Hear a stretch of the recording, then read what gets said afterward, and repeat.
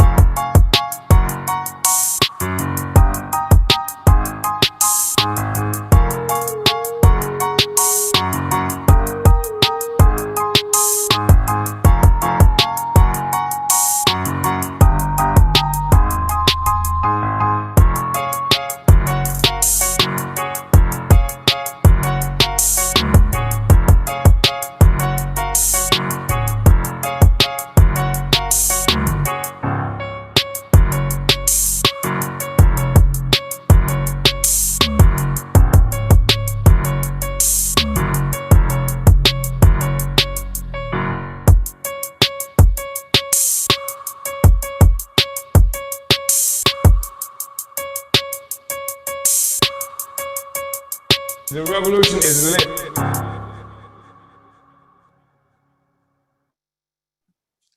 Uhuru comrades, and welcome to today's Omali Taught Me Sunday study featuring Chairman Omali Yeshitela.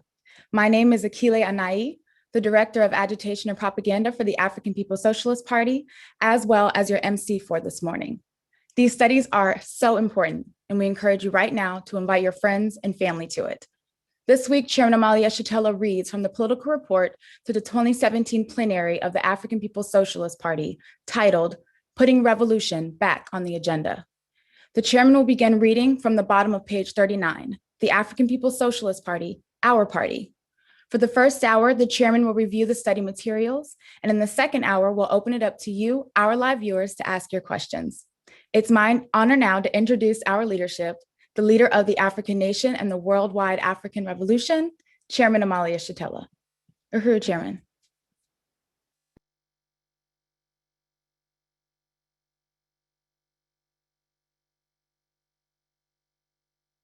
Can't hear you. Thought you were controlling that from that end, but Uhuru. So capitalism is a parasitic political economy that thrusts white people, Europe and Europeans into history.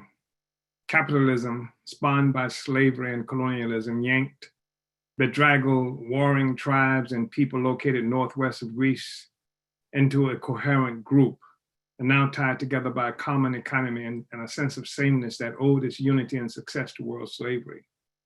The African People's Socialist Party, our party, identified that the struggle against colonialism represents the critical front in the war against capitalism, the enemy of all humanity. We founded the African People's Solidarity Committee because we are philosophical materialists. We understand that theory is meaningless if it cannot be implemented, and that the concrete existence of the African People's Solidarity Committee under the leadership of our party is a material manifestation of the correctness of African internationalism and our theoretical interpretation of the role of white people in relationship to our condition and our struggle. The African People's Socialist Party put the issue of reparations for African people on the political map in the US and the world. We did not invent the issue of reparations, and we were not the first to organize around the demand. However, our party is the first to make reparations a mass issue, having determined in 1980 that we would make reparations a household word and successfully doing just that. In 1982, we created the first World Tribunal on Reparations for African people in the US alone, although we made every effort to do so in unity with existing anti-colonial organizations of the time. Our party created the African National Reparations Organization, ANRO, the first mass organization to fight solely for reparations in the history of the United States. We then took the reparations demand to Africans in Europe during a European tour in 1983. And we can say that in 1983, we say we took it to Europe, but it went much further, much more beyond Europe. We participated in international conferences in Europe, in London, for example. We traveled to France and met with Africans from throughout West Africa, taking the reparations demand with us there. We expanded the demand for reparation beyond stolen labor during slavery to include the theft of stolen value, even since the formal end of slavery that occurs in 1,000 different ways, including even the theft of life itself through colonial conditions and health disparities that reduce the African lifespan. I mean, the question of reparations and what has been taken from Africa and Africans is extraordinarily complex, diffuse. It affects everything. Reparations are not simply an aspiration, or rather reparations are simply an aspiration, a wish for the African liberation movement, except for us. The question of how do we get reparations and to whom they should go are questions that are being resolved daily by our party and the relationship of our party to the African People's Solidarity Committee, whose very existence revolves around the question of reparations to African people. Reparations are being collected by the solidarity forces working under our leadership. And the reparations are being used in the arena of anti-colonial economic development. The reparations demand is not a wish or an aspiration, it is real, thanks to the creative application of African internationalism by our party. We waged mass campaigns during the 1970s that served to keep our struggle alive, even after the defeat of the Black Revolution of the 60s. We conducted national campaigns to free political prisoners like Connie Tucker, a member of our party, and Desi Woods, the African woman who killed a white man with his own gun in Georgia when he attempted to rape her. We organized the mobilization to free Desi Woods in Atlanta, Georgia in 1977. That was the first major African anti-colonial mass mobilization since the defeat of our revolution during the late 1960s. Although the African Revolution of the 1960s was defeated, our party has never stopped fighting. We provided leadership after the mass arrests that followed the assassinations of Che Guevara and Patrice Lumumba and Fred Hampton and Lawrence Mann, Malcolm X and Dr. Martin Luther King Jr. We participate in the political struggles of today, not as newcomers, but as the leaders who have brought our people this far during the most difficult of times, as the party that is determined to put revolution back on the agenda as the only solution to the bitter conditions African and other colonized people face daily throughout the world. The demand by African people for national liberation is a demand that recognizes the fact that we are colonized, that the African nation as a whole lives under foreign domination.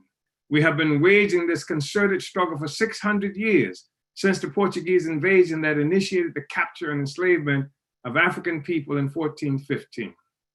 Because the African nation has been forcibly dispersed throughout the world, the struggle for national liberation has naturally traveled with us as part of the process that gave rise to the capitalist system as a worldwide system. And I think it's really important to make that point.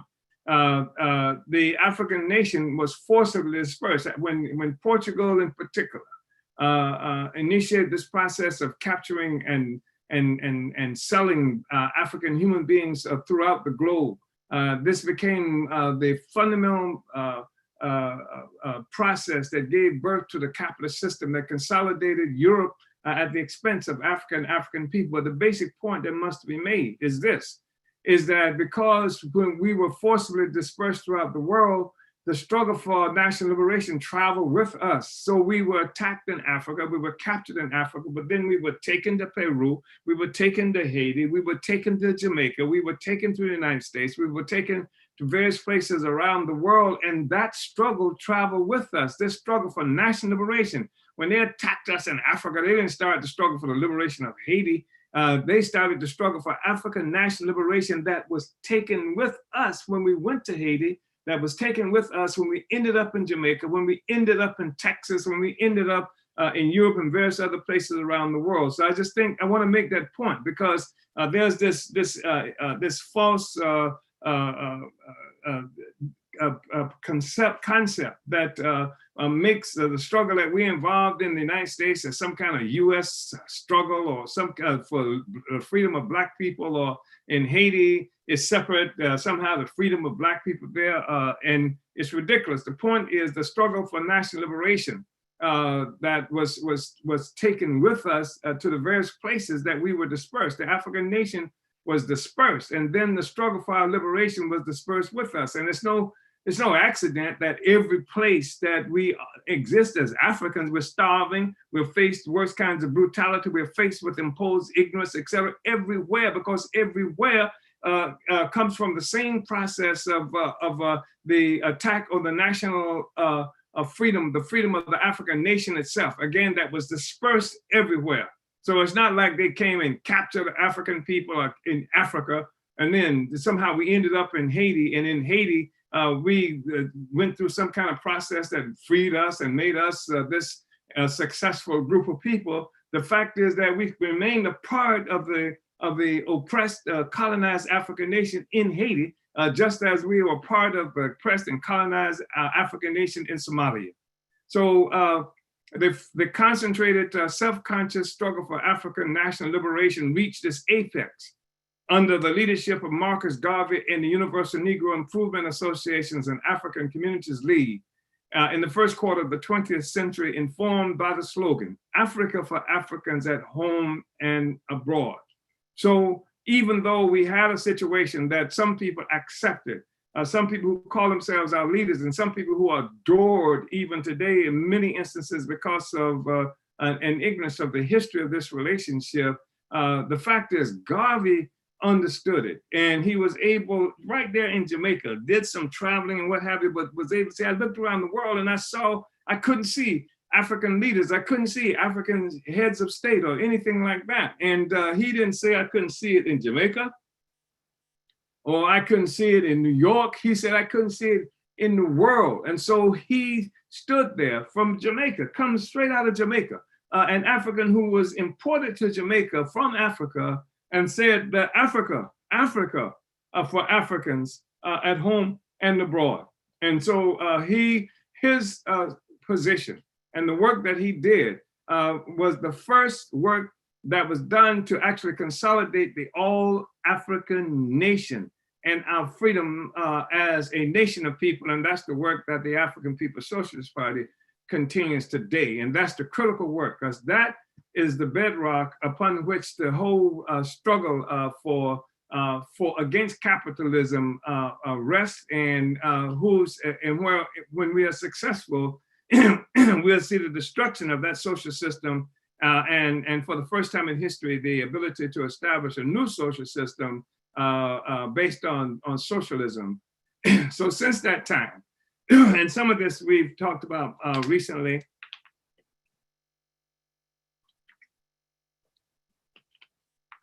we've talked about recently in past studies, but I think it's important to go through this today in order to maintain a certain kind of coherence. So we say, well, what will liberated Africa look like? And this is something that that we run into all the time. I know you do, comrades, who are out trying to do that work, whether you are somewhere, whether you're in a township in South Africa, or whether you in Europe, or in fact, it's really problematic. The answer to this question, speaks volumes to what we need as a people to be able to see the freedom, because the fact is that most Africans, wherever we're located, whether that's in Berlin, whether that's in the United States or any other place, we know we are oppressed. We know that we get exploited, but the question is, well, what can we do, and what does freedom look like? And it's a question that's extraordinary, but one that Africans are faced with all the time, because for most of us, all of us, we have no memory of being free.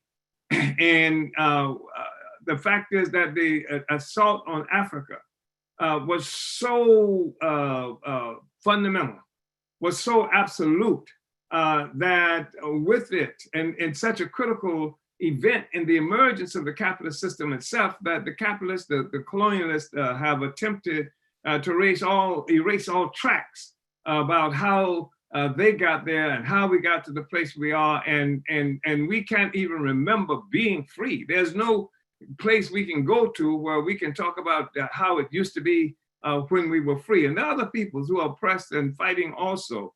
Palestinians, for example, Palestinians who have never seen Palestine, who live in exile and in refugee camps and have lived there all their lives, 30, 40 years and what have you, but they still have within them and among the group some unconsciousness of freedom.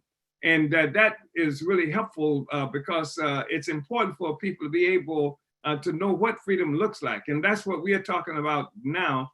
What does freedom look like? What will a liberated Africa look like? And so we say that since that time, since the time of the success of the Marcus Garvey, the UN movement, the Universal Negro Improvement Association and African Communities League, the African Fundamentalist Organization of Marcus Garvey, since that time, and after many setbacks, serious class-based battles within the African community and the establishment of neo-colonialism as a generalized condition for African people, we're now forced to look beyond national liberation to the question of the kind of society we are fighting for, and to identify the social forces necessary to achieve it.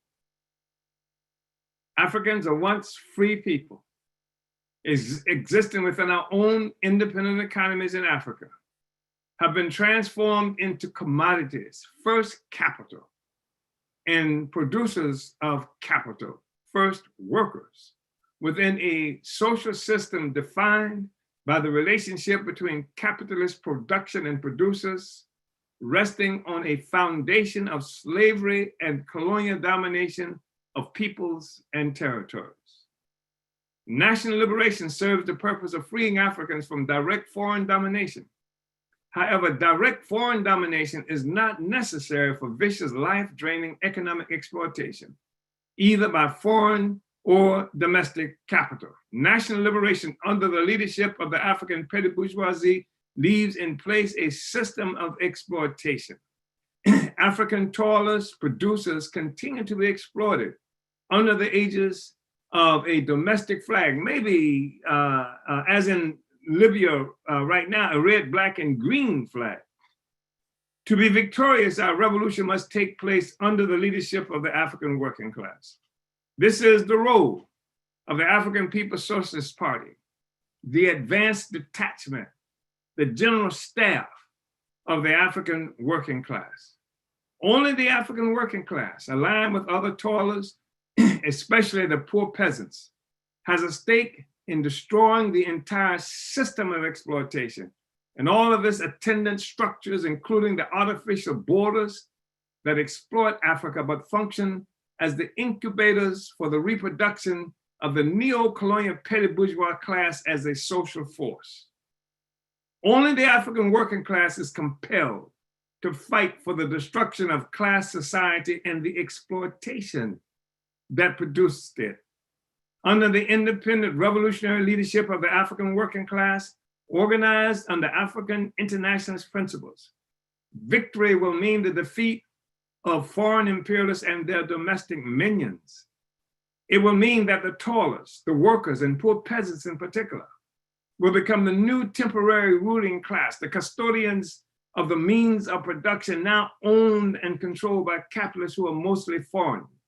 And when we say the workers become the new temporary ruling class, we say temporary because the working class coming to power, seizing the control of the means of production, destroying the state of the colonial ruling class, the state that legalizes itself, that legalizes colonialism that puts more specifically and graphically, even if simply stated, grand juries in place that free and apologize for every murder in the United States that's committed against African people by other organs of the state, or by white people, the colonizers, the settlers themselves, and that does similar things all over the world, whether in the face of the African neo-colonial petty bourgeoisie itself, or in as it may occur from time to time in a place currently in South Africa under the settlers who now function as neo-colonial forces there. So we say that liberation under the leadership of African internationalists and informed workers and organized in the African People's Socialist Party will mean the end of economic exploitation. And once the imperialists and African petty bourgeois and neo-colonialists have been crushed, the end of all exploitation. This means that African women who will play a fundamental role in the liberation of Africa, and who have played a fundamental role in the liberation of our Africa, will rise to full stature with all the rights and authority this infers. This means a major assault will be made against all restrictions on the right of women that hide under the flimsy and in most cases false mask of tradition. Nor will African liberation under the leadership of the African working class tolerate social, economic, and political oppression of sectors of the African nation and working class because of spurious bourgeois morality, colonial bourgeois morality. We condemn the morality and relations that permit Europeans, the white people, settlers and the like, imperialist corporations, countries, and neo-colonial thugs to exploit our people's life and resources in Africa, and to flaunt laws protecting sovereignty, the environment, and customs with impunity, while attacking African people and the working class based on sexual orientation or relations between gender-loving individuals, same gender-loving individuals. So the liberated African worker state will only oppress the imperialists and the neo-colonialists who have surrendered Africa's future to them. We will call on the entire African working class and all African patriots to rise up against all who would divide the nation and the working class based on the false contradictions of sexual identity, ethnic identity, and regional and religious differences. And this is extraordinarily important, because what you have is a class of forces that had come into existence through its relationship to the colonial capitalists globally, and imposed itself and its rules and its regulations. Really, the rules and regulations mostly identified with the white ruling class that controls them, and then imposed on African people through them. And they serve to hide the class contradictions that separate this traitorous petty bourgeois neo-colonial force that hides the class interest, so that it tricks African people. It tries to mobilize the African masses against their own interests, whether it's whether under the aegis of some kind of tribal or ethnic solidarity against other tribal or ethnic groups of people, wars and things like that. And all the time, the petty bourgeois neo-colonial forces of the same, of different ethnicities stand above the fray, and the workers and peasants are fighting each other in their interests and ultimately in the interests of white power. The same thing happens with the question of the oppression of women, of homosexuals and things like this. So that here we have these extraordinary conflicts existing within the oppressed African nation, that keeps us from being able to target the ultimate enemy of the African people, the African nation, and the working class. And it helps to confuse the question that the real class, it helps for us to clarify that the class contradiction in the real world is concentrated there and the question of colonialism, and that you have sectors of the petty bourgeois class who worked ultimately in the interests of white power, of the colonizers who carry out their own interests, using things like class, using questions like sexual orientation to maintain their control over everything, while they allow the settlers and the colonizers and the others to rob Africa of everything, of life, everything, contributing to the destruction that we see all over the African continent. And they're at the same time they're doing this, at the same time the colonizers, the imperialists, the colonial capitalist system globally, coming from France, attacking us in Chad, killing us, attacking us in Cote d'Ivoire, attacking us in Guadeloupe and other places like that. Here they are robbing us blind, and then using these neo-colonial petty bourgeois forces to have us fighting against each other, dividing the African nation, dividing the working class, so that we don't have the ability to fight for our own national and class interests, because we are fighting some stupid argument about sexual orientation and about the gender rights and things like that that's imposed on us by them.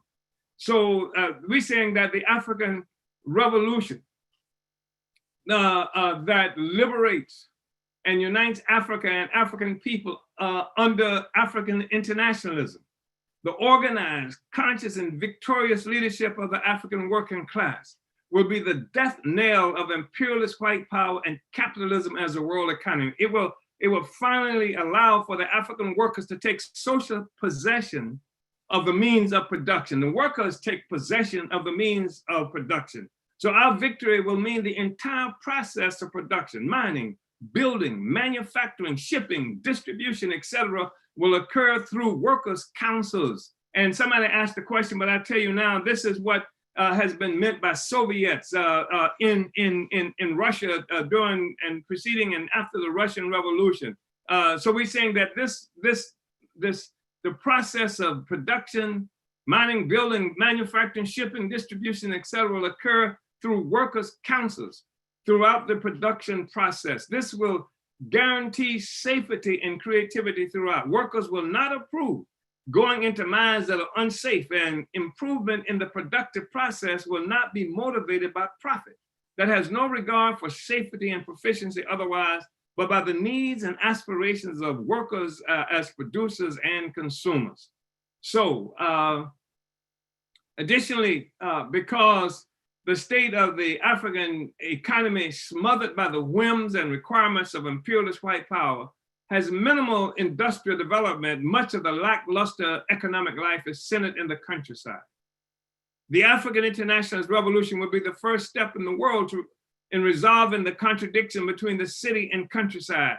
The full, rapid development of Africa will require it.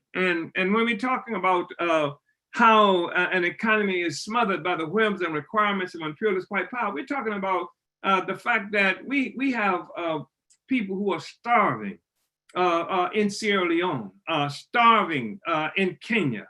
And instead of an economy based on satisfying our needs for food, instead of an economy that satisfies our need for the kinds of development of infrastructure that will allow for even the food that we produce to get to the markets that we have created, for irrigation, for all the things necessary for a modern society. Instead of doing that, here we are in Sierra Leone getting mines, diamonds rather, that people can buy in malls and other institutions, economic institutions in the imperialist countries, the colonial capitalist centers of this entire world economy.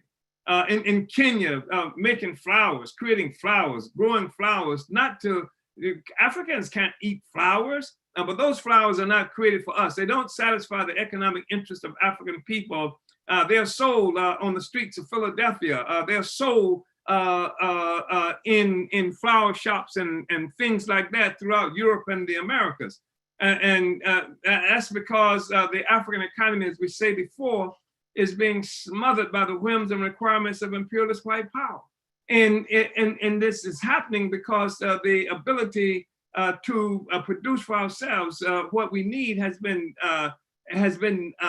crushed. And instead to participate in even getting the resources that's needed to keep an economy or to keep a society functioning at even at the minimum level that we see happening in Africa, to get the cash to do that, then they have to sell flowers instead of growing food that we need, because the flowers didn't go to France, the flowers didn't go to the United States and what have you, and they get a pittance there and send it back to Africa.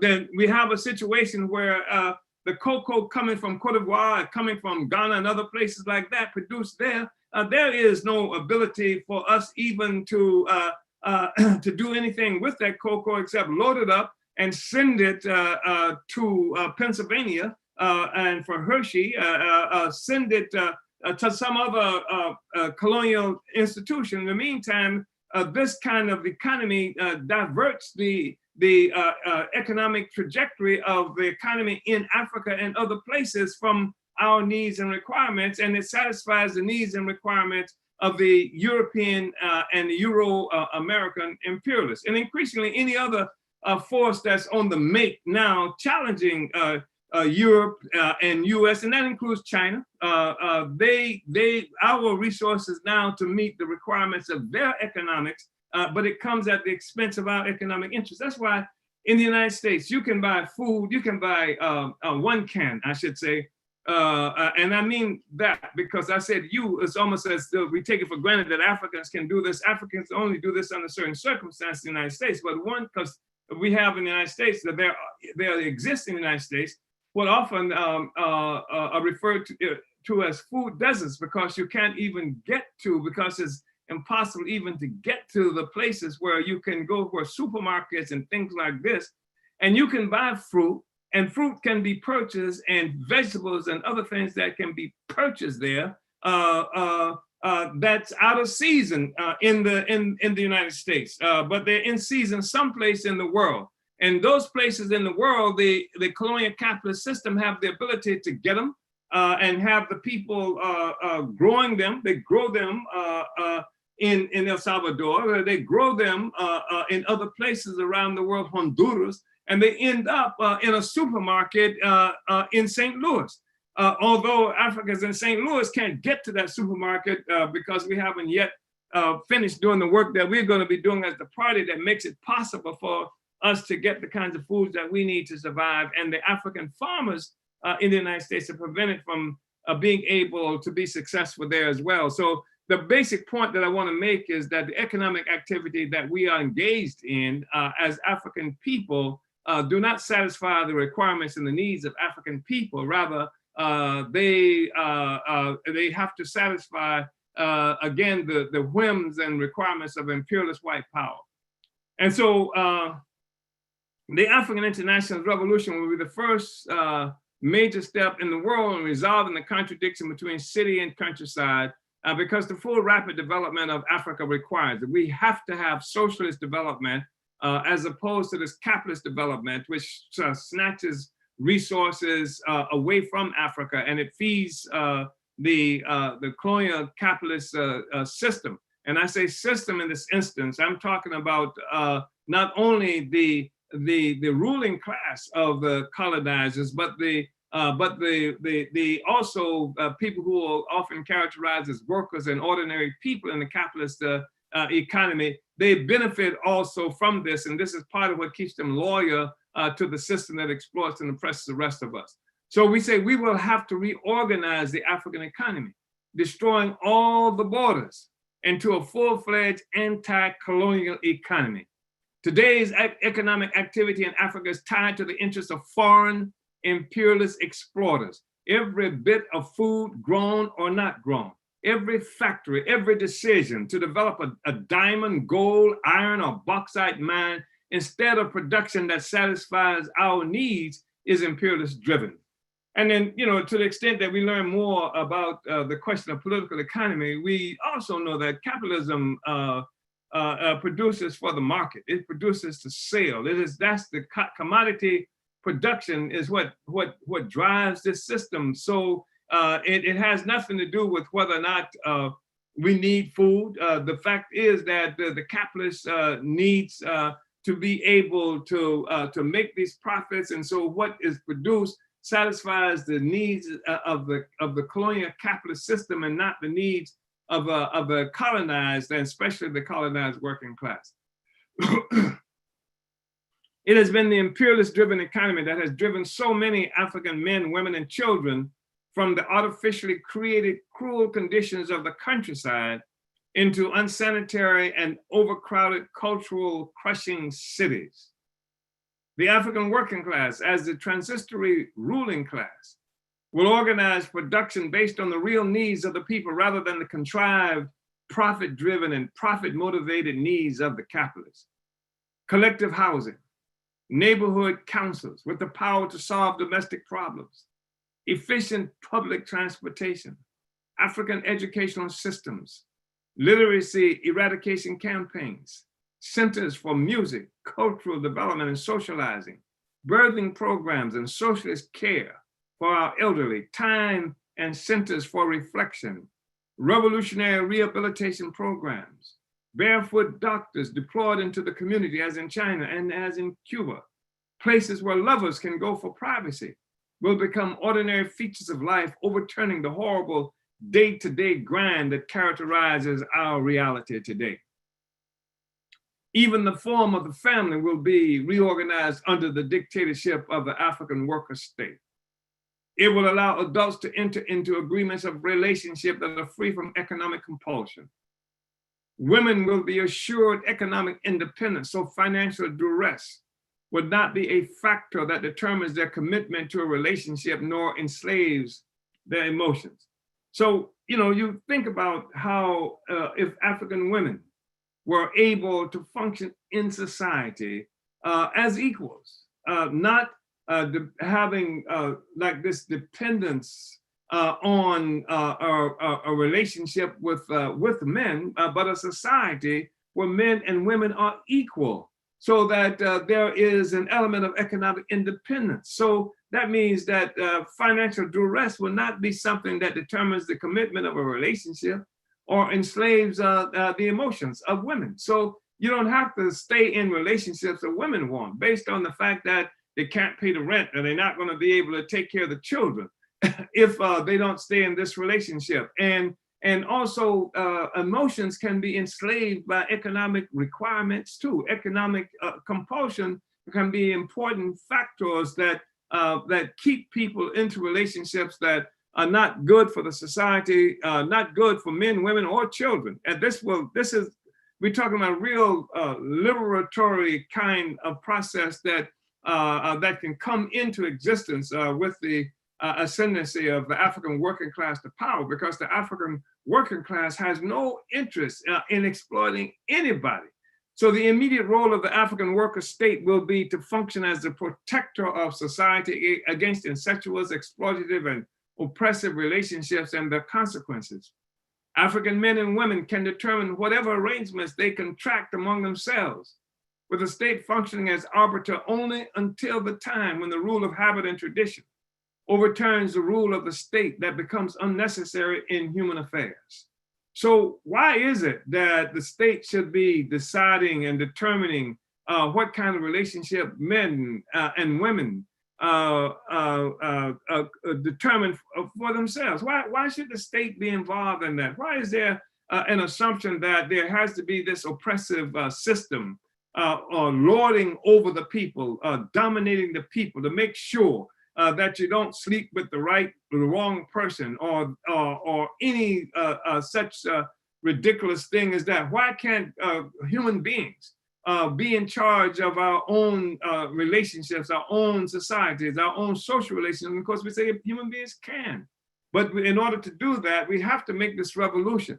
And we have to make this revolution that, liberates the productive forces, that takes back Africa for ourselves, that take African people from the domination and leadership of a colonial capitalist social system, which means that we also have to fight against the African petty bourgeoisie, neo-colonialists who function as the basic power and ideological transmission lines running from white power throughout, permeating every aspect of our lives and communities. Uhuru.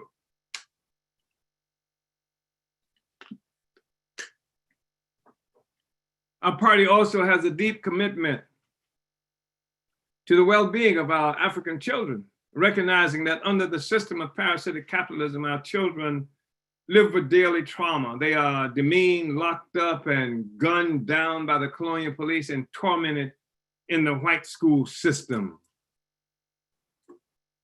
The APSP follows in the footsteps of the African Revolution of Haiti, whose victory in 1804 produced a progressive constitution that for the first time in history abolished all notions of an illegitimate child and pledged a commitment to the nurturing and protection of every child. The African adage declaring the role of the village in raising a child will be given new life. Women will be freed from the burden as isolated individual primary child care givers. The family now becomes the society in a relationship that has the force of law and collective resources of the people that have been liberated from their role as surplus under private ownership within the capitalist system. And this whole thing about the relationship, the form of the family and the relationships imposed on us by imperialist white power that have come to represent what morality looks like in the world, despite the fact that it has come at the expense of the freedom of Africans and other peoples. It is profound, it is extraordinarily deep.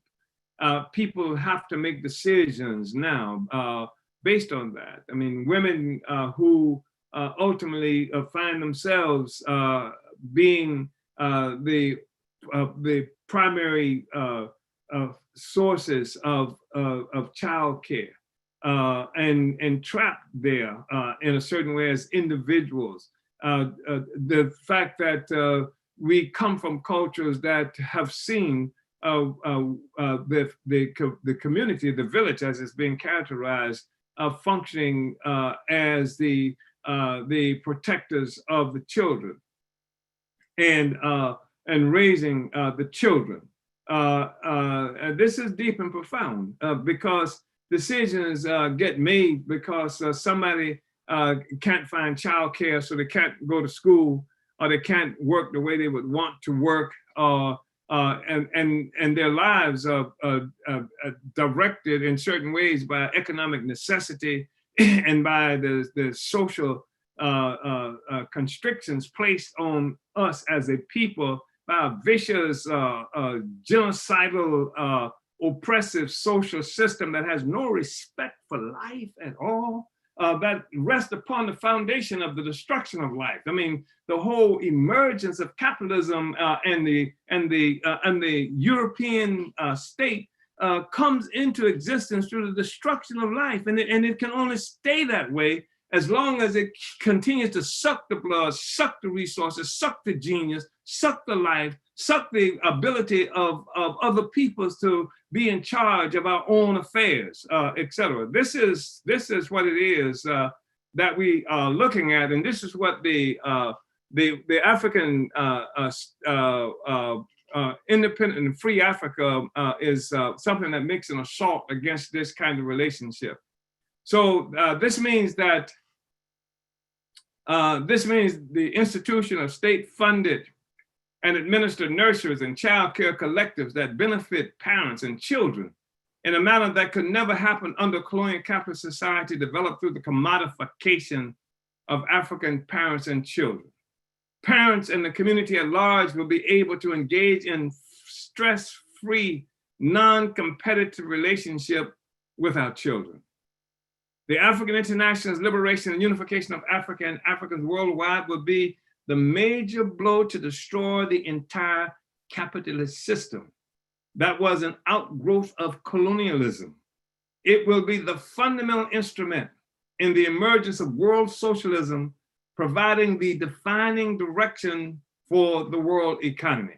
And by this, what we mean is that African people, as we said earlier, have been dispersed around the world. We create value around the world. We are fundamental to the to the creation and the ongoing existence of a capitalist system. So the liberation of Africa and African people globally as one people under the leadership of the African working class, its advanced detachment, the African People's Socialist Party, will be the fundamental blow to destroy all of capitalism that rests upon this foundation. It will allow for the emergence for the first time in history, or the only time in history, of world socialism.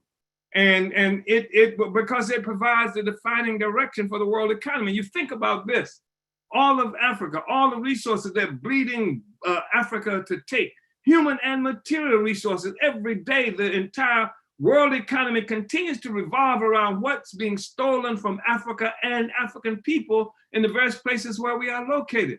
So we're talking about that this liberation of Africa, where there's so much of the material resources necessary for the functioning of what of the contemporary political economy are centered.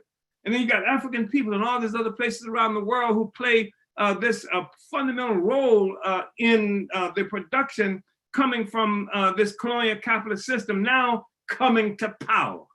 And this will be the defining direction of the world economy. It becomes, excuse me, world socialism becomes possible because of this. In the same way, you know, you see Europe and America, which occupy a fraction of the territory and the resources independently of Africa, and what they're exploiting are the defining economies. The African Revolution, the successful African Revolution, will provide the defining direction for the whole world economy. Everything is connected to it. From China to India to the US to Canada to France to Germany to what they call the Americas, everything is connected to this. This will be the defining direction for the world economy. And the achievement of African international socialism will be the essential force in the achievement of permanent world peace, easily understood when it is recognized that most wars are fought by states contending with each other and with peoples for profit generating markets and resources. We will replace capitalist competition with socialist cooperation, something not possible before now. And so, you know, we want to talk about the African socialist worker state. And here, you know, on the bottom of page 45, Lejuan, we quote Lejuan, who was Secretary General of the Communist Party of Vietnam. I reference Vietnam often as you comrades in the party and the Houthi movement know, and as people who are familiar with us understand. Because the Vietnamese made an incredibly successful revolution that really has a lot of similarities to the revolution that Africa and Africans have to make, in the sense that the Vietnamese were engaged in a struggle for national liberation. They had been crushed, exploited at different times by different countries, including China, France, and the United States. And in every instance, the Vietnamese had to fight for national liberation against all of these forces that had invaded and dominated Vietnam. But they had created, under the leadership of Ho Chi Minh, this revolutionary political party. They were socialist communists who created the party that would lead the struggle for national liberation, so that the outcome of the struggle in Vietnam was quite different from what we've seen in other places where so-called fights for national liberation occurred, including India, who that had also to fight against this colonial power, England. And so here the Vietnamese, this small country, developed this incredible party, this incredible heroic movement that permeated the consciousness of all the people in Vietnam and many people around the world. And so this is something that we can learn from and do learn from and in the party. And because we learn from it in the party, we will help Africans and other peoples around the world to learn from this as well. So I'm quoting now Le Duan, who was the Secretary General of the Communist Party of Vietnam. He had the responsibility of delivering the political report to their fourth Congress in late December of 1976. And in this political report, Le Duan spoke of the possibility of the socialist worker state after the conquest of national liberation. That's what we're talking about now, the responsibility that we're talking about now, the possibilities of the worker state of Africa after the conquest of national liberation. And this is what Le Duan said, quote, "Now that our motherland has recovered complete independence, national independence and socialism have become one." Doesn't happen automatically. It became one because the struggle for national liberation, national independence, happened under the leadership of this revolutionary socialist organization, its advanced detachment. It led the struggle for national liberation. So Le Duan continued, quote, "Only under socialism can the age-old dream of the working people come true, i.e. liberation from oppression, exploitation, poverty, and backwardness, a life of plenty with an assured tomorrow, a civilized and happy life.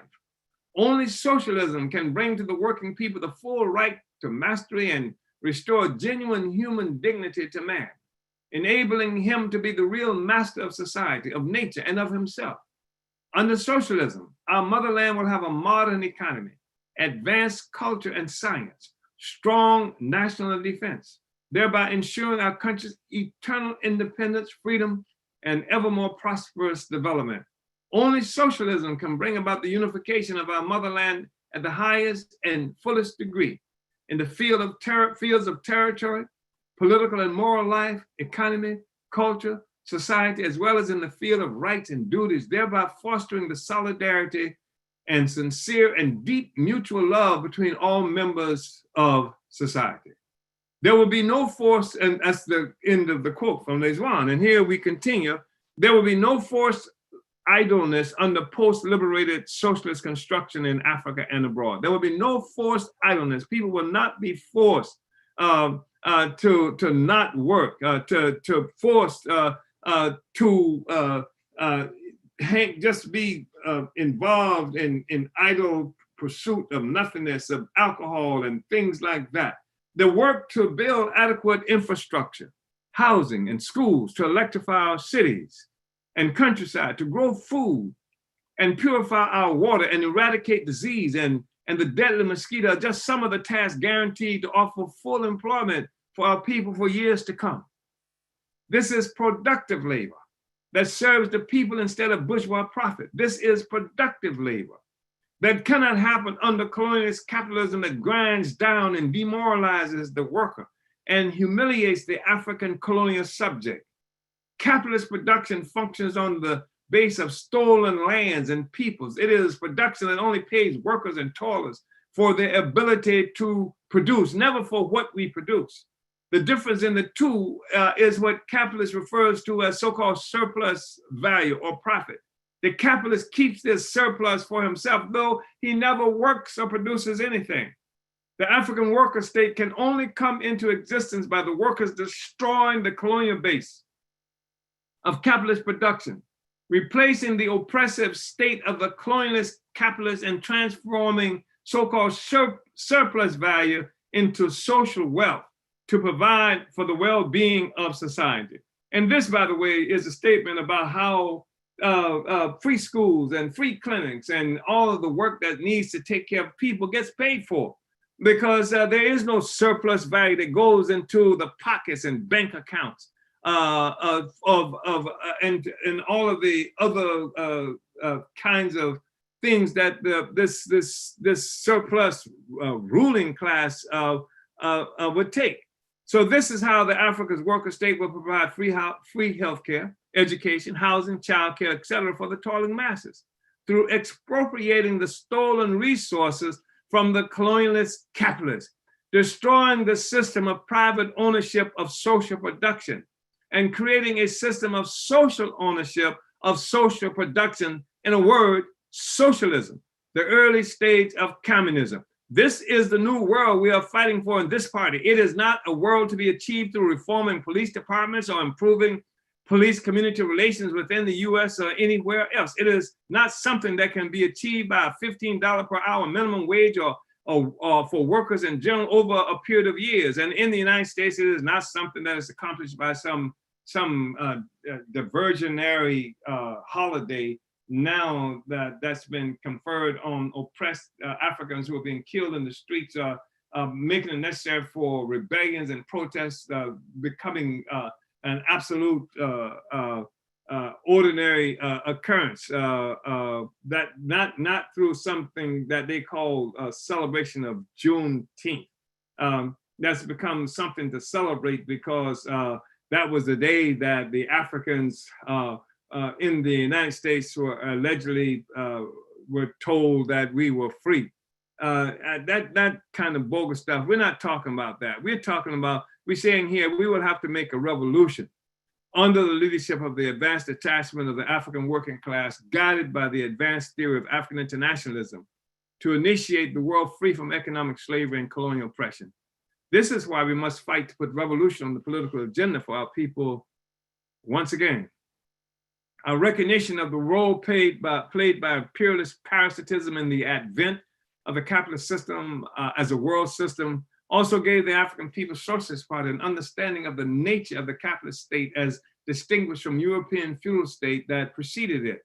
Most white socialists and many so-called progressive recognize the state as a coercive instrument in the service of the ruling class that is necessary to protect the status quo from disruption and overthrow by exploited classes and to compete with capitalists internationally for profit at their expense. And that's probably an exaggeration to say most socialists and many progressive recognize the state, because that's, I think what we see more and more is there has the whole nature of the state and what that's about is something that has been increasingly being obscured by all kinds of false notions about what it takes to win freedom.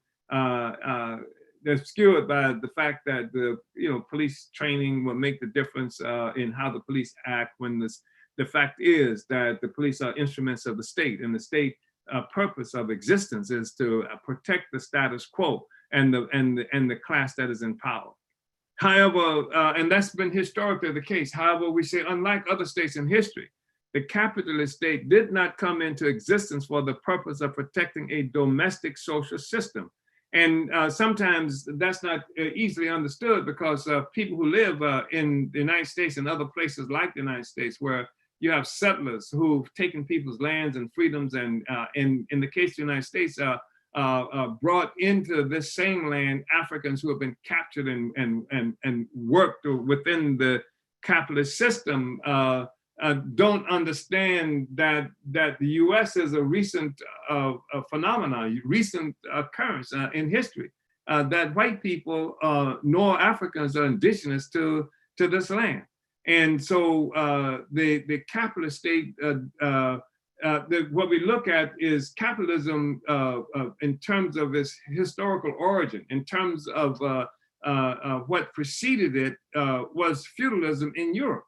European feudalism, and the European feudalism existed in these small fiefdoms throughout Europe that had not, well, that became Europe, but it was feudalism where the primary contradictions in society, social contradictions existed between the peasants and the serfs and the landlords and the nobility. That was where the serfs and the capitalists, the serfs and the peasants would work on the land but we were tied to the land.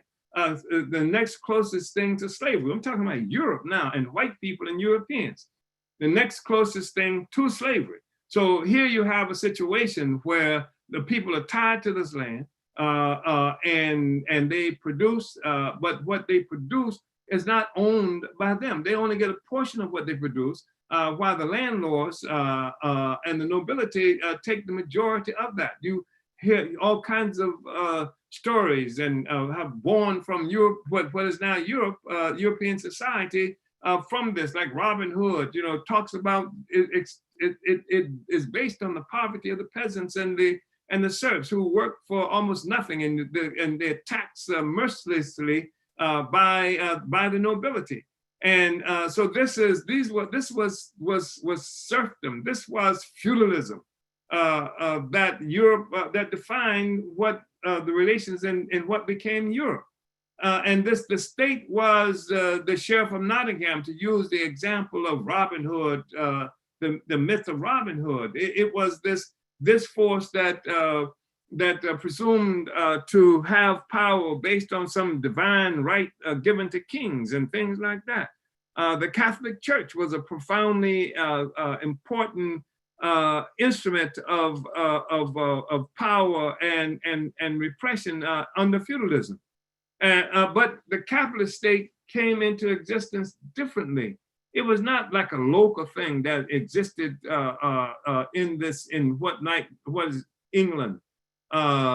It was something that came about as a consequence of people living in this thing called England, living in various other parts of Europe, going out into the world and capturing and stealing resources and capturing and stealing people. And through this process, bringing tremendous amounts of wealth into now what is becoming Europe as a consequence of this stuff and transfer of resources from Africa and from other places. Tremendous amount of resources that changed the whole world and changed Europe and created Europe, created the Europeans, and created a whole new economy that is no longer just an economy that exists for England or that exists for France. Now it is a world economy. It connects the entire world in a common economic process. That includes Africa. That includes China. That includes people of the so-called Americas. And so this state now, this institution, that previously was just something that existed in England or in France or one of the other entities in the Netherlands and what have you. Now, this is a different kind of state because it extends itself to various places around the world. And the capitalist state, this capitalist state now is born through this process. And so it is unlike the other states in history. And so this is what we're saying, that however, unlike other states in history, the capitalist state did not come into existence for the purpose of protecting a domestic social system. When I say social system, that's exactly what we're talking about, a system of an economic system.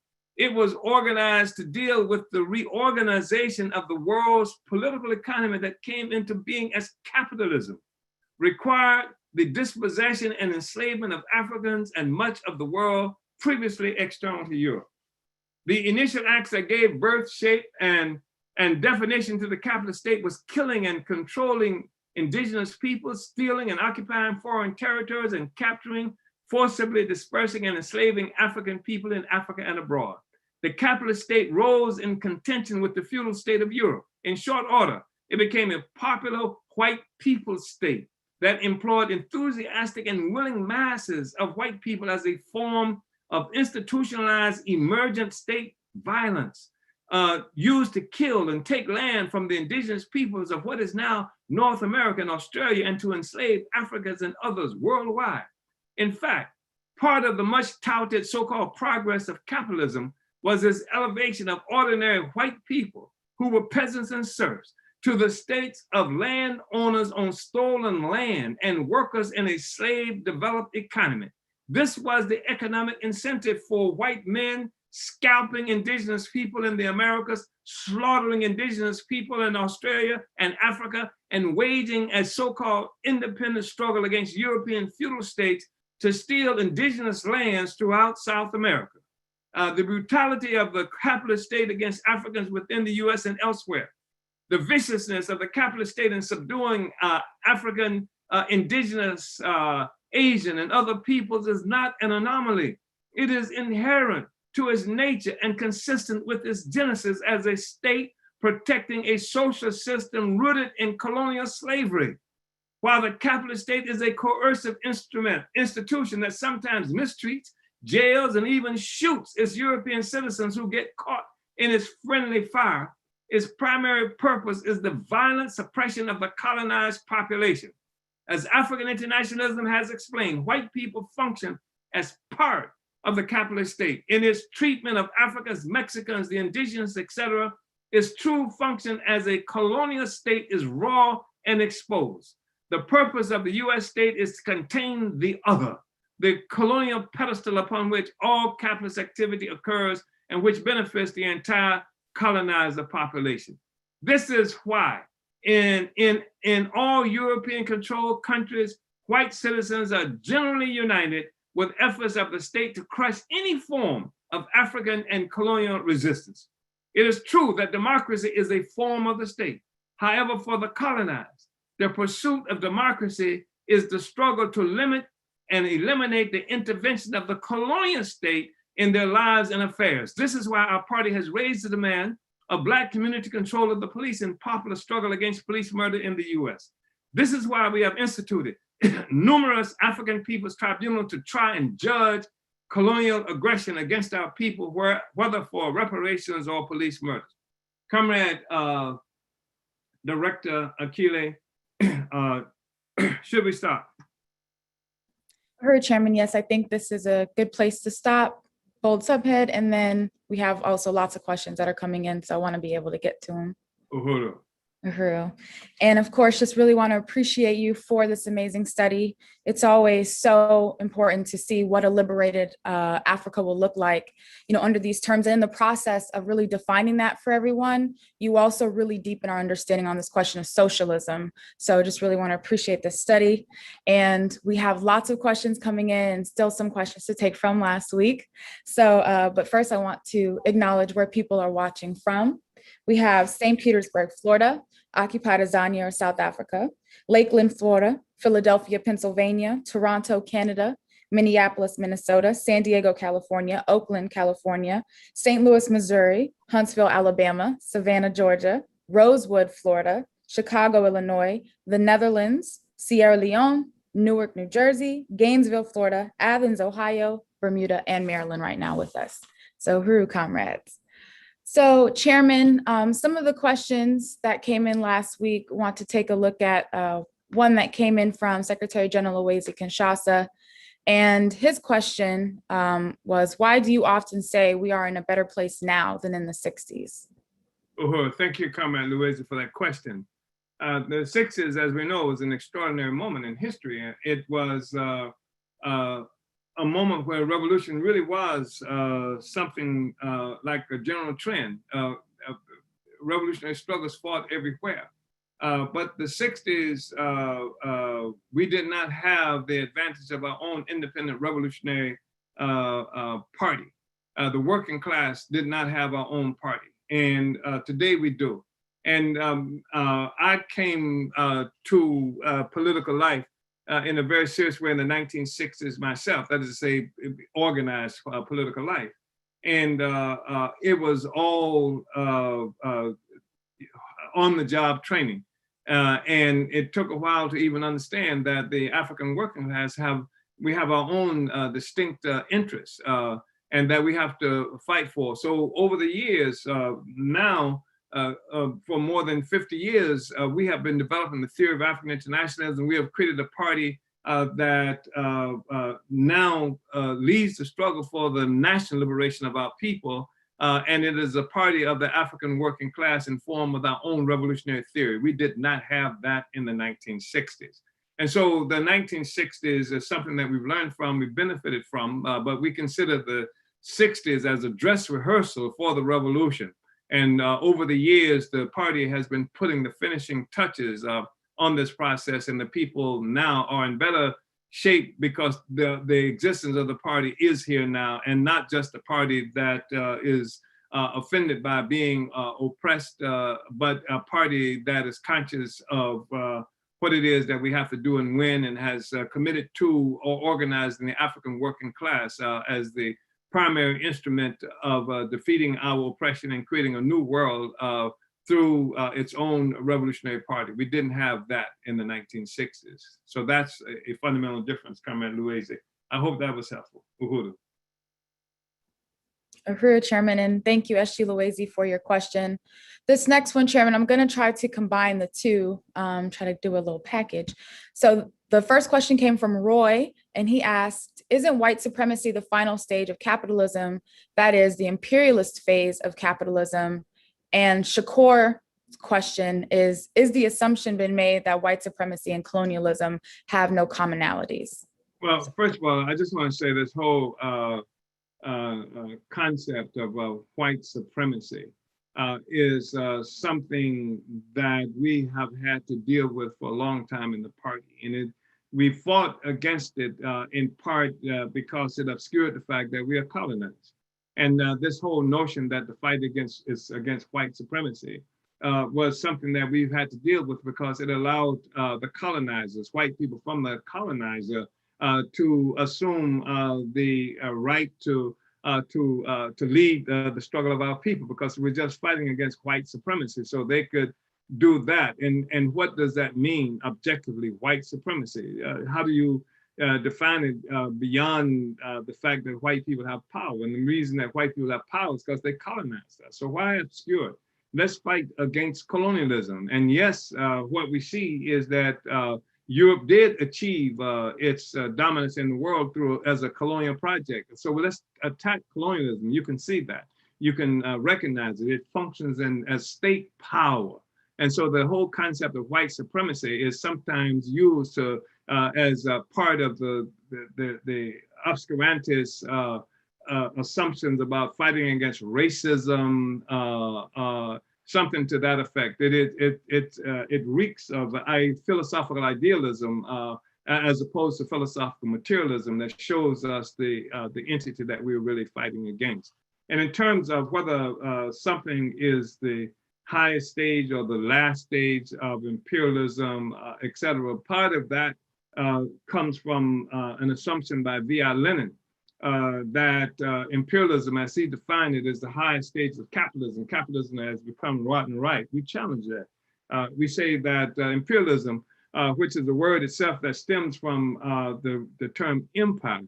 Imperialism was the beginning. The empire was the beginning. That's what it was. The empires that took Europe through Africa and other places around the world, and where we had this huge accumulation of resources of capital, if you will, that started the capitalist system. So it's clear to us that capitalism is a child of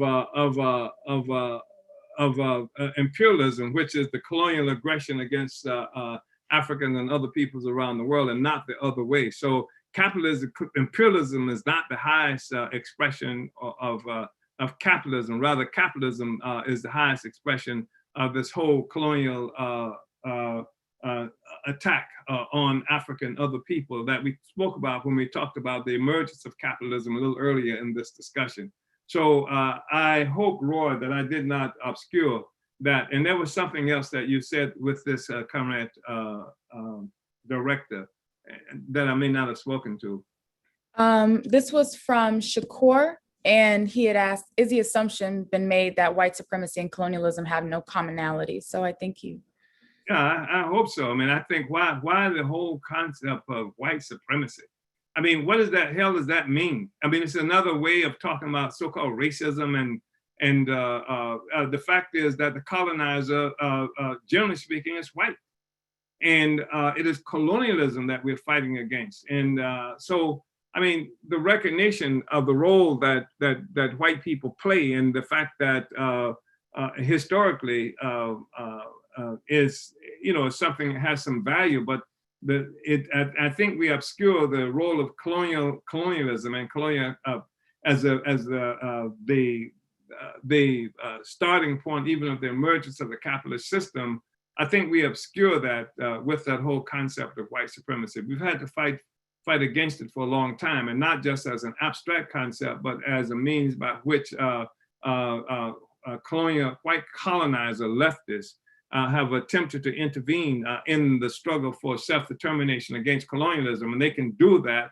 They can liquidate the colonial question, because everybody can, quote unquote, fight against white supremacy on their own terms. But to fight against colonialism, you do that on the terms of those of us who are colonized. And so part of the whole struggle that we have with that is how it was used and has been used and continues to be used as a means, one, of intervention by the colonizer who fighting against white supremacy, as opposed to fighting against colonialism, which allows African people to have our own.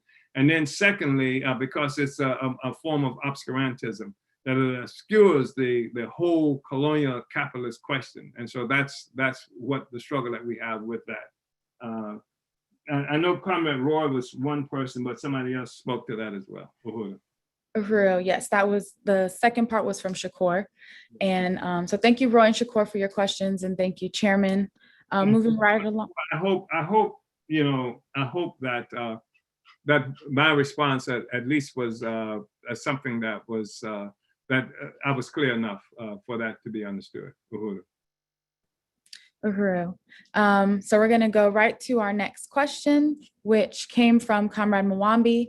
And he asked, can you explain who the Bolsheviks were in relationship to the Russian Revolution, and if there was a difference to the term Bolsheviks and Soviets? Yeah, I spoke a little bit to the whole issue of the Soviets, I think a little early on in the presentation, but the Bolsheviks, the Russian, Russian Social Democratic Labor Party, which is the precursor to the Communist Party that emerged in Russia. There were tendencies within that movement, and in a struggle to define the direction for the revolution in Russia, this contest between two tendencies that came to be known, one led by V.I. Lenin, that came to be known as the Bolsheviks, and the other that came to be known as the Menshevik. Bolshevik simply means in Russian the majority, and Menshevik is the minority. And in one of the fights in the Congresses, the position by Lenin on what the Revolutionary Party should look like is the position that prevailed. And the Revolutionary Party under Lenin challenged this whole notion that you might find with such like the Social Democrats today, that all one had to do to become a part of the party was to agree to its basic principles and to pay dues. And the Lenin, and this was defining what that party was going to look like, what that party was going to be. And Lenin's position at that Congress was that the party membership should be not just open to people who said they agreed with the principles and paid dues, but they had to participate in an organization under the leadership of the party. And this won the day ultimately in that Congress. And these were called the Bolsheviks, or the majority. The majority went with the tendency that was represented by Lenin, and the minority became what now come closest to what we would identify as social democrats. So that's where that comes from, comrade. And the question of the Soviets, during the revolutionary process inside Russia, there emerged these different councils of workers and soldiers and other forces who actually function began to function as a dual power, as a power that existed more or less side by side, or tried to with the state, with the existing state, and these were called Soviets, and where during this turmoil of class struggle in Russia, more and more people were organized into these Soviets where they were making decisions. These are like councils of workers and peasants and what have you. They were making decisions about what should happen, whether society, what kind of policies that they would try to make. And so as a part of the revolutionary project, you hear people commonly saying stuff like power to the people, all power to the people. Really, that is something stemming from a call that Lenin made after coming out of exile in the heat of ongoing struggle on the ground, and which direction should the movement go. And Lenin made the statement of all power to the Soviets, all power to the Soviets. And of course, the rationale for that, if the power went to the Soviets, it was taken away. It was power coming from the state, and this was creating an alternative state apparatus, and that's where this council of workers and peasants and even soldiers and things like that, and that's why what came to be the Soviet Union was the Union of Soviet Socialist Republics. That's what it was. So I hope that was helpful, Comrade Muwambi. Uhuru. Uhuru Chairman and Uhuru Muwambi, thank you for your question. And we'll move to the last question from last week, which came from Comrade Matamela. And we were discussing the African Socialist International last week to give this some context. So the reason folks knew about Mandela and Sobukwe has been overlooked was because of the Communist International. Can you speak to the importance of that contradiction to the purpose of the ASI, the African Socialist International? Yeah, I think just briefly, I mean, the Communist International was something that actually Lenin pulled together in 1919, I think it was, after the successful Russian Revolution. Even though the Russians, the Soviets there were under serious power attack, have been invaded by all kinds of countries, including the United States, to try to keep the workers from coming to power. But over a period of time, this whole revolutionary project that was something that was perceived as to fight for socialism as something that was perceived as being global, not something that would just happen in a single country. And to try and contribute to that new international, when you say new international, Karl Marx and Engels had participated in an international, that's what they call the first international, et cetera. And then there was the second international that ultimately Lenin became to characterize as the Yellow International because of the betrayed basic principles that had talked about the solidarity of the workers. They meant essentially European workers, and how that had been betrayed by the support of most of the socialist organizations, and even those who were in power in government throughout Europe, and by facilitating the war, the first imperialist war, that turned masses of working people into cannon fodder for the capitalists. And so Lenin moved to build another international, and this became the third international. This was called the Communist International. And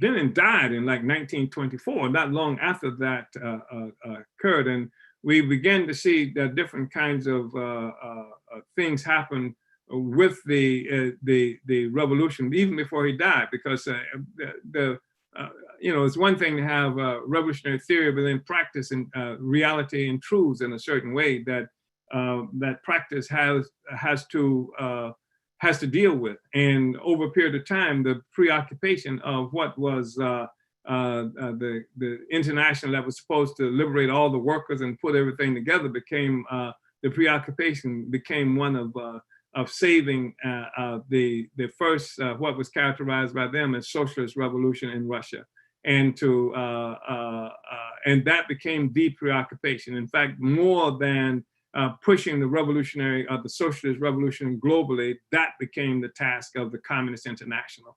And the Communist International became an instrument more or less for Russian foreign policy. Russian foreign policy found itself having to deal with the ongoing attacks by US and other imperial powers to destroy it. And its foreign policy, the foreign policy of the Communist International, or the policies and the stance of the Communist International began to reflect the interests of Soviet foreign policy, and which in and of itself wasn't a bad thing, except that it came at the expense of African revolution and revolution in other places, and so and that didn't just go away right away. That's something that went all into the 40s and what have you. The whole thing about United Front Against Fascism and stuff that required colonized peoples, other places, not even to fight against the colonizers from France and other places in the United States who were supposedly uniting, had this part of this United Front Against Fascism, that fascism, Hitler and those forces who were making aggression against the Soviet Union. So the Soviets, the Communist International determined there were only five or six legitimate African organizations, and all of this meant that the African Revolution now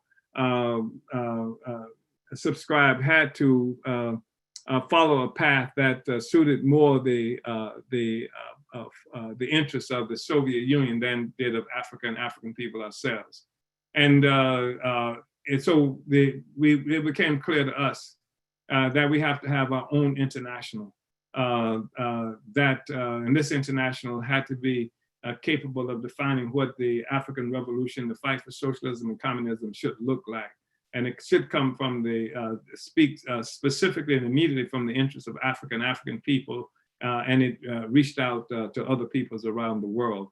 As a long, convoluted response to your comment, Masamela, and it's not the best response, but that's more or less the African Socialist International now says that African people ourselves, we have our own advanced attachment, our own revolutionary organization, and our own means of investigating and analyzing the capitalist system, how it came into existence, and what it's going to take to destroy it, and our own capacity to form relations based on those interests that we recognize, that are not just interests of Africa and African people, but that are common to peoples around the world, with the question of African revolution at its center.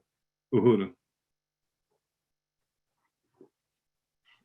Uhuru Chairman and Uhuru Matsamela. So that actually concludes our questions from last week. But speaking of Communist International, Comrade Diop asked the question, is it viable politically to build a Communist International represented by the advanced detachment or revolutionary parties of the working classes of oppressed nations? I think so. The party has seen ourselves as playing a role in making that happen. African internationalism, by the way, is a theory, and it is not a theory that just talks about Africa. You can't have a real theory that just speaks to Africa. Africa exists in the world. African people exist in the whole world. And the world that we live in was one that was constructed a particular way. It came into existence through enslaving colonial slavery that has gripped the whole planet. And the things have been bass backwards in the sense that the colonizers, whether they have been the quote unquote capitalist colonizers or anti-capitalist colonizers, as they might define themselves, have been the ones who have defined what it is that this whole revolution is going to be about. And it spoke from this pedestal that was presented to us, that it rested on, that was colonialism. And we made the point, Comrade Diop, as you know, before, that even as Marx was writing this incredibly significant work that may have probably as, for me, almost as familiar to people as the Bible or Capital, even as he was writing Capital, And I know about all the difficulties poor Karl Marx experienced, et cetera, during this process, but he was being supported financially by his dear comrade and friend, Frederick Engels, who himself was being supported by his father, who was a capitalist and who got so much of his resources from enslaved African people, colonized enslaved African people picking cotton. So Marx's ability even to write about this stuff was facilitated by the existence of colonial slavery in the world. So I'm just saying that the entire discussion, we have to take control of this entire discussion as the colonized peoples of the world in Africa and African people are taking the leadership on this question. So yeah, I do believe that is the colonized workers of the world ultimately will be the forces that can create a genuine, real communist international that unites the workers of the world in the struggle to destroy this rotten colonial capitalist system and allow the emergence of real freedom of people from this horrible, crushing, life-destroying, enslaving a social system that's come into existence under colonialism. Uhuru, Chairman. Amen. Uhuru, thank you, Comrade Diop. Our next question came in from Comrade Kumba. He asked, Chairman, how will a united Africa benefit Africans in the diaspora? Well, I hate that term diaspora, but I have my own prejudice against that. But I think that what's really important is for us to understand that we are engaged in a struggle for national liberation. And the African nation, as we've spoken of earlier, has been dispersed around the world. And just like right now, it used to be a time where Chinese were treated so horribly by the United States or any other, power where Chinese might be living. Chinese played a real important role in development here in the United States and laying railroads and tracks and doing other kinds of things, production. They were in the gold mines in California, what have you. Just talking about ordinary working people now who were lynched and killed by white settlers, et cetera. But the fact is that, Comrade Kumba, we are one African people, and that the revolution that you don't see Chinese by European states, governments attacked in the same way because China has become an extraordinary powerful country. I mean, you might see, somebody from the new Black Panther Party, dressed up in military regalia who protesting at a Chinese eating place because of some offense they think that Chinese might have created against African people in China. But generally speaking, you won't find these governments are attacking Chinese because China is powerful. And there can be consequences played that they will have to deal with. And I don't mean that China's going to drop a bomb on the United States because of that, but China has all kinds of powers today, ideological, information, other things that can be used in the overall struggle against white power. And also because China can do similar things to Chinese to white people who are in China.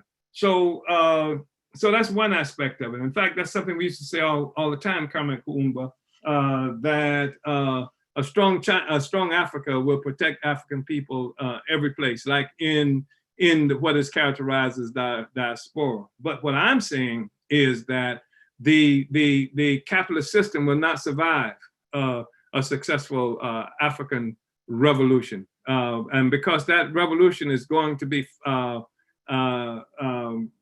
fought in Detroit, and it's going to be clear, it's going to be conscious of the fact it's fighting for that revolution in Detroit or in Brixton in England, or on the continent of Africa itself. It's going to be conscious of itself as one revolution. I'm not saying this something magic or juju is going to occur. I'm saying that because the African Socialist International is putting African revolutionaries down on the ground in all these places. When I say putting them on the ground, I don't mean that we are transporting African people to these places. I'm saying Africans are being won to African Internationalist organization through the party, to the African Socialist International, where they are located, whether that again is in Berlin or whether that is in the Western Cape in South Africa.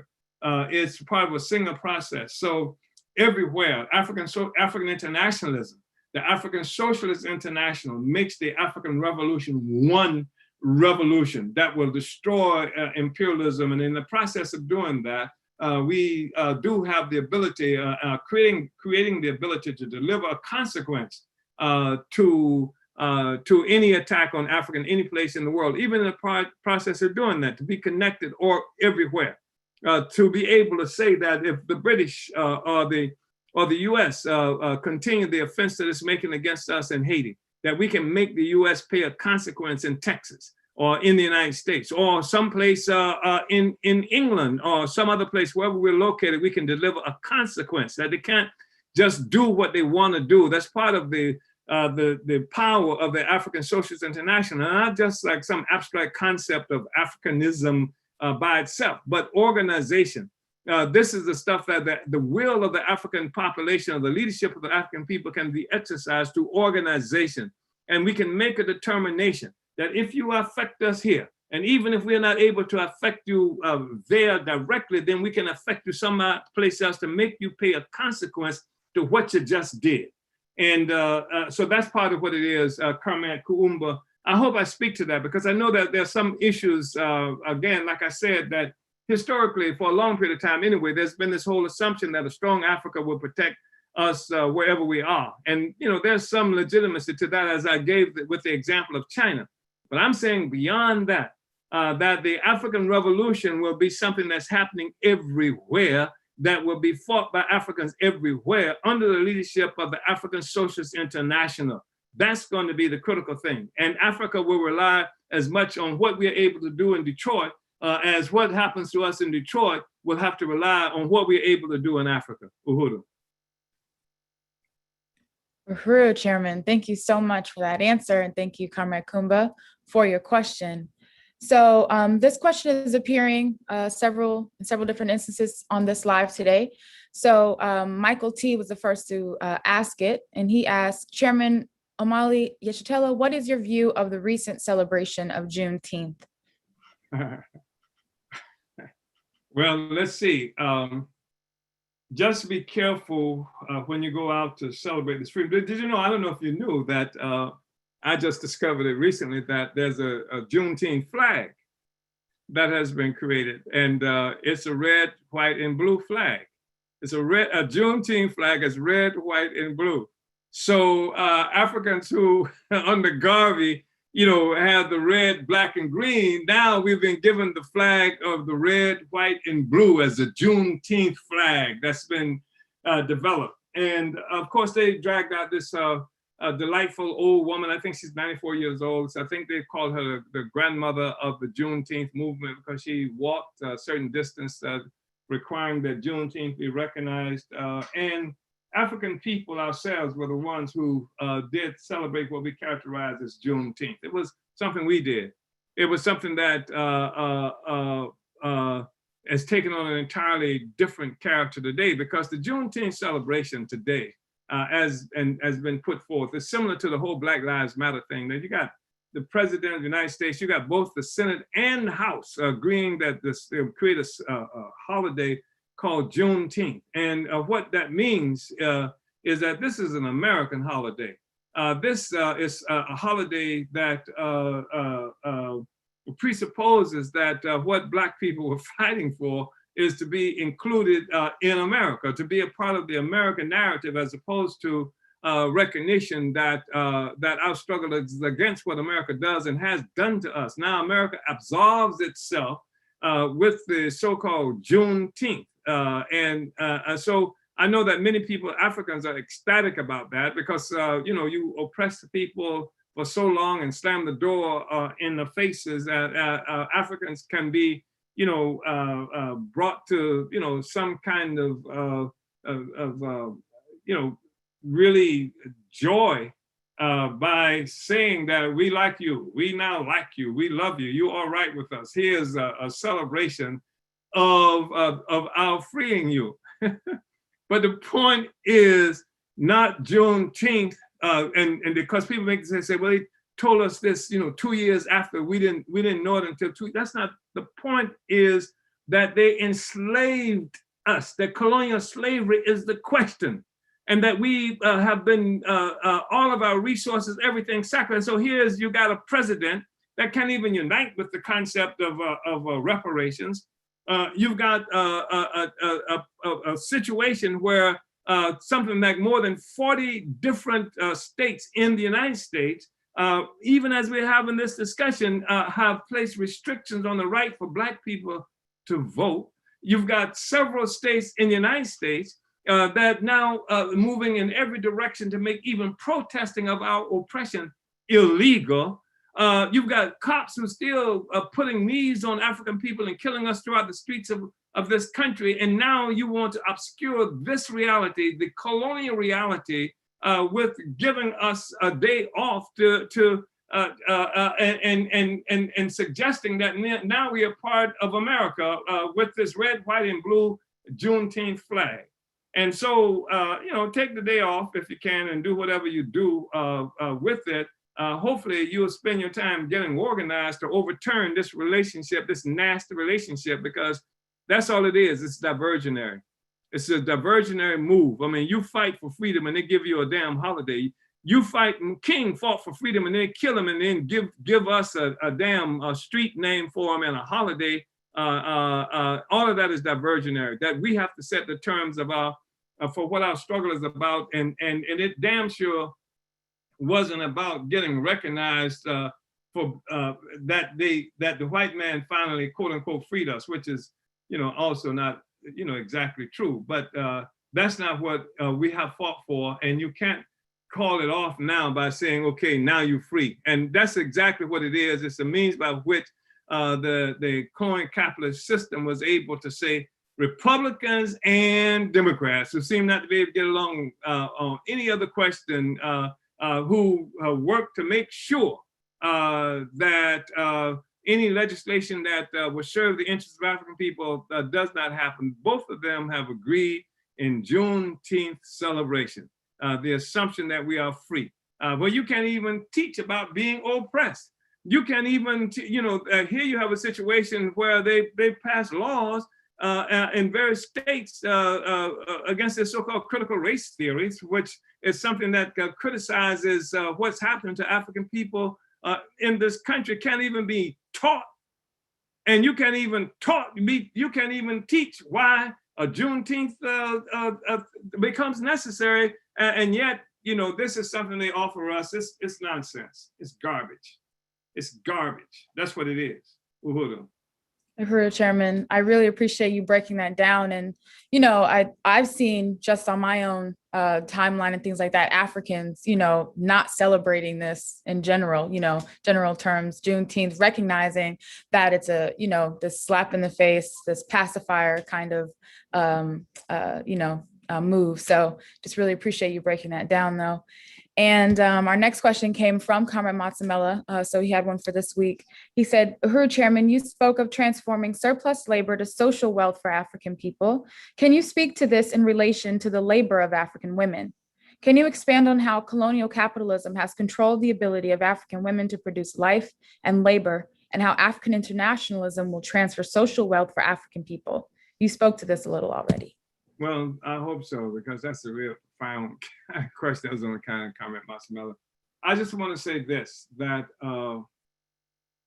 one thing our party recognizes, and perhaps it was addressed in this particular political report, if not this one, it has been in the past, that actual development is really important for us. And there can be no development of a meaningful development for the colonized living under colonialism. We develop under colonialism, we develop for the colonizer. That's why these projects that we are engaged in with the more than 50 economic institutions that we have through the African People's Socialist Party and the ones that we are creating on the continent of Africa right now are so important, because in order for production and development to be meaningful, it has to be development for ourselves. And that means that it has to be a development that negates the colonial capitalist economy and economic intervention in the life of African people.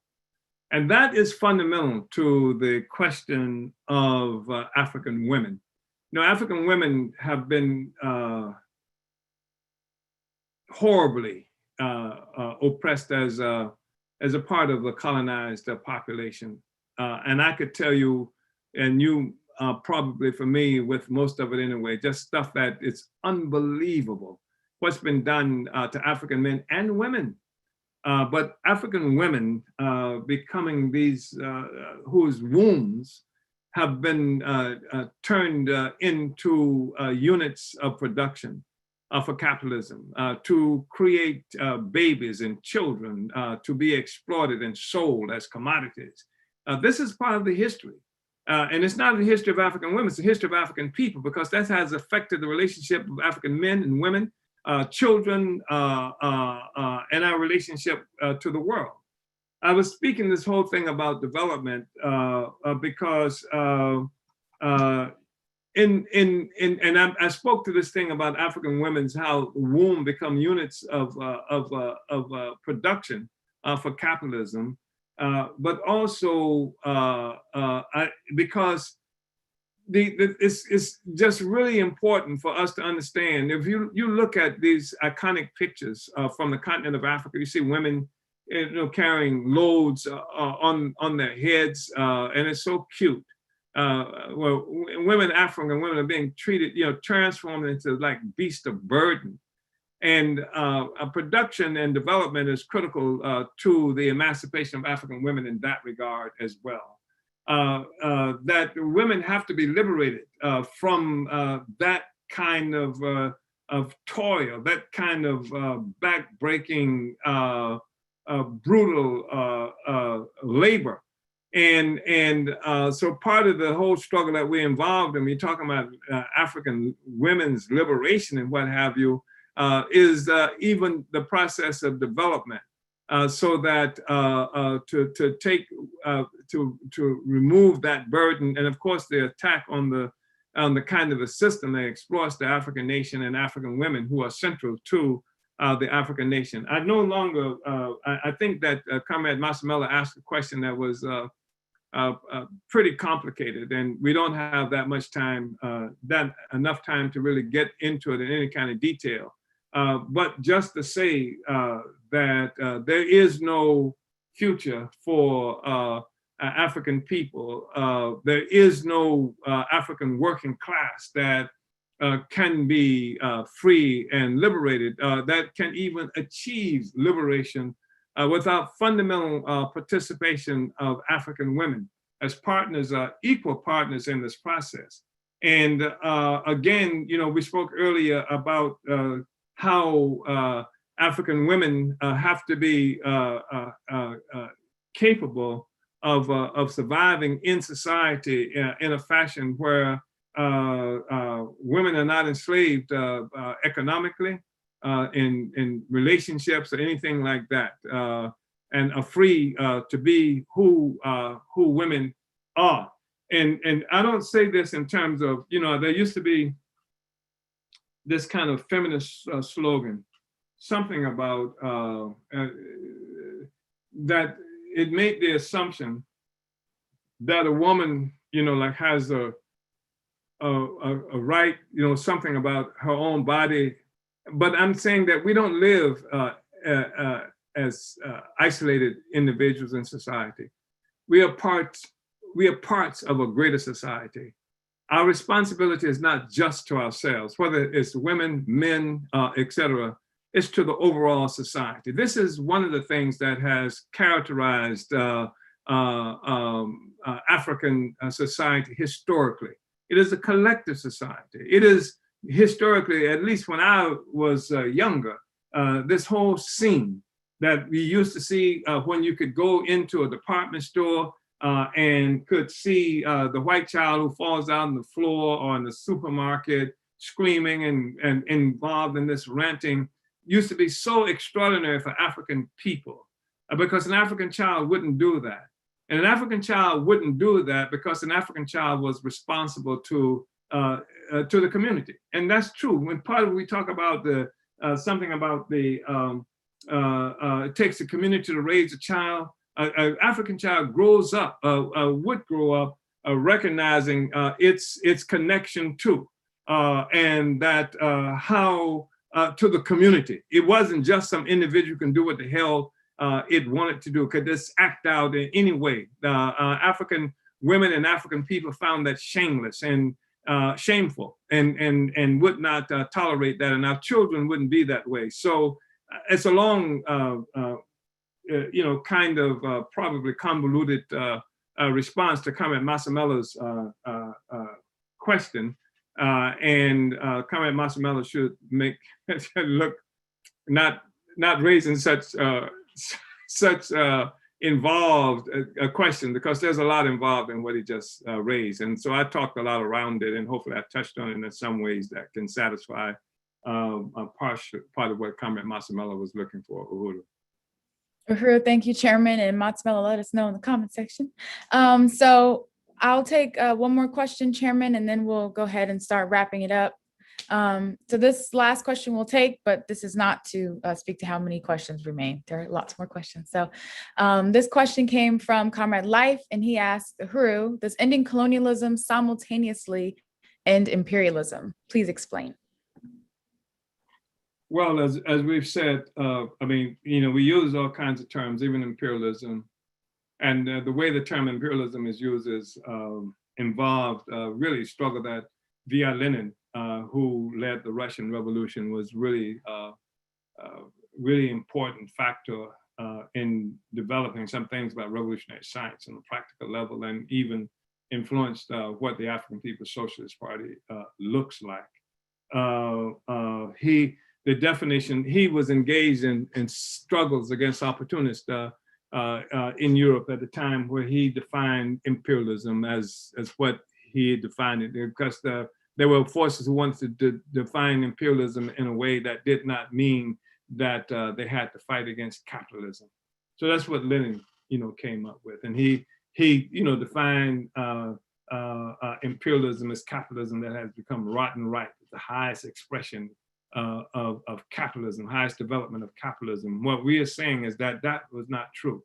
And while that might have been a helpful argument that Lenin made in the context of struggling against opportunism in Europe, it doesn't help us. In fact, it takes us in the wrong direction. That empire, that's where the word imperialism comes from, empire. And we were introduced to empire first, and it was empire. That is to say, European empires, royal slave companies, and other things like that began to attack Africa, kidnap African people, steal our resources and things like that. It even sent Europeans to territories now called the Americas and New Zealand and all these other places. Empire that attacked China in 1841-42, the so-called Opium War. Empire did that, and it created all this wealth that went into Europe that created the capitalist system.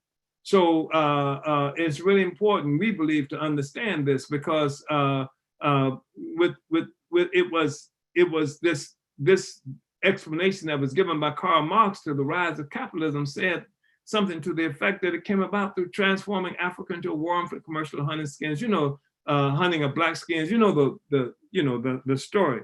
So it was colonialism that through empire that gave birth to capitalism. So the defeat of colonialism, global colonialism, led by the African working class, is the destruction of the whole capitalist system. So whether it's referred to as imperialism or not, the social system dies. And it's colonial capitalism that many people like to think of imperialism as capitalism the way it works in other countries than Europe or the United States. And the fact is, it's imperialism that gave birth to capitalism, period, as a world economy, and that the destruction of the whole colonial capitalist system destroys the, imperialism, destroys capitalism, whether it's called capitalism or imperialism. It's destroyed with the success of our revolutionary project. Coming life, I hope that was helpful. Anyway, Uhuru. Uhuru Chairman and Uhuru Life, thank you for your question. And that's going to bring us to the end. So I'm going to, before I turn it over to you, Chairman, just want to acknowledge some of the other comments that came in, just expressing appreciation for the study.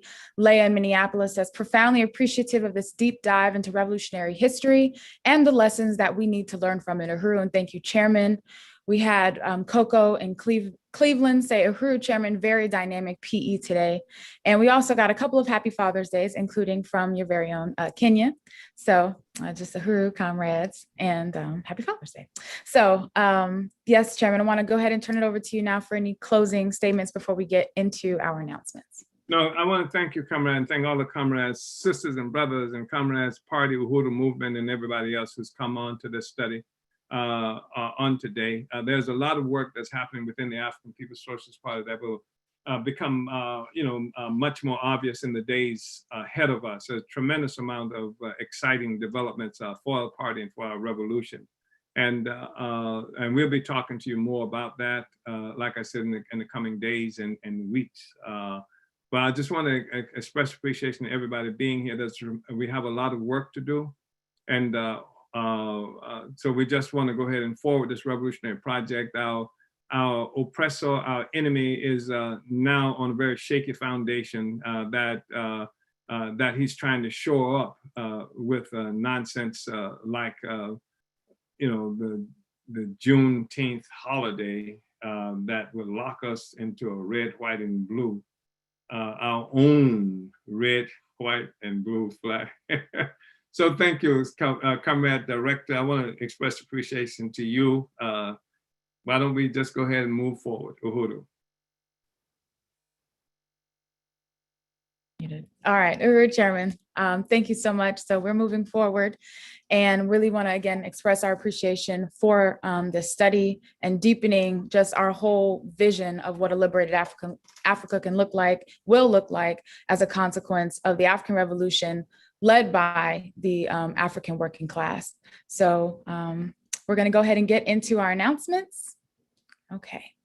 And also, just so that you are not worried because of time, we want everyone to know that if your question was not answered, one of our moderators will correspond with you, and we'll make sure that the chairman takes your question in the second hour of the Omali Taught Me Sunday study next week. This study was brought to you by the Department of Agitation and Propaganda, where we're winning the war of ideas. For your worldwide revolutionary news and analysis, you can visit theburningspear.com and become a Spear subscriber today. You can get the print or digital or both mailed directly to your door and sent directly to your email every month. Become a subscriber. You can do a gift or anybody else to make them a subscriber. You can also sponsor a prisoner to help get the Spear into the prisons for free. So you can do all of that at theburningspear.com. For revolutionary radio, dynamic shows, and music by Africans all around the world, tune into Black Power 96.3 FM, broadcasting out of St. Petersburg, Florida, and accessible via the Black Power 96 app for Apple and Android, or online at blackpower96.org. The theory of African internationalism is a theory of practice. All the energy of the African People's Socialist Party is focused on the destruction of colonial capitalism. Africans of the world, go to our website, apspuhuru.org, and fill out our contact form. You can order your copy of Chairman Omali Yeshitela's latest books, Vanguard, The Advanced Attachment of the African Revolution, and An Uneasy Equilibrium, at burningspearmarketplace.com. There you can find other works by the chairman and other Uhuru movement leaders as well. Enter today into the garment. Oh, and well, today is actually the last day, so you have until midnight, June 19th, unless that's already, June 19th, we're June 20th, my bad. Okay, so we're gonna skip the naming, the garment factory naming contest. That contest has concluded. So we move on to the African National Women's Organization, ANWO, who is hosting their annual convention virtually this year, the Black Women's Convention, July 10th through the 11th, 2021. This will be a gathering of working class Black women who believe that capitalist colonialism must be destroyed in order for African women to be free. We believe that through building an organization that is dedicated to raising deep struggle against the devastating impacts that colonialism has on the lives of African women around the world, that we will consolidate and fortify our efforts to defeat capitalism despite our borders or our condition. This year's theme is One Voice, Many Fists, in a recognition of the many struggles waged by African women and the attempt to collectivize and define our voice through the theory of African internationalism, not feminism. You can register today at convention.anwouhuru.org. That's ANWOUHURU.org. On Tuesday nights from 9 to 10 p.m. Eastern, join Ralph Pointer on What's Happening Blog Talk Radio. Tune in by calling 347-857-3293. Ralph Pointer sits on the Black is Back Coalition Steering Committee and chairs the BIBC's Political Prisoners Working Group and also leads the Lynn Stewart Committee. We're calling on people to follow the All African Peoples Development and Empowerment Project on Facebook or visit developmentforafrica.org for important information and helpful tips in regards to the colonial virus COVID-19. AppDeb has recently launched an international telehealth program, a free resource for African people to get our COVID-19 related questions and concerns answered by licensed doctors and nurses through Project Black Ankh. You can make your free virtual appointment with one of their professional health providers by going to developmentforafrica.org/telehealth. Like and follow the Loezi Kinshasa Like page on Facebook for more African internationalist political education. Secretary General Loezi Kinshasa does frequent live events, such as the War of Ideas series. He includes live sessions done in French. To get alerts of when SG Loezi is going live, make sure to like and follow his page today. And lastly, to keep up with our movement events, visit the burningspear.com's events page and subscribe to our mailing list. And I just want to close this out by saying we are trying to, within this next month, we're like 300 away from our 10,000 subscriber goal on YouTube. So go ahead and smash the subscriber button right now. Subscribe to the Burning Spear TV on YouTube. Let's get up to 10K. And so with that, I want to say thank you all for tuning in. Make sure you like and subscribe to the Burning Spear TV on YouTube to catch every episode of the Omali Taught Me Sunday Study. Uhuru.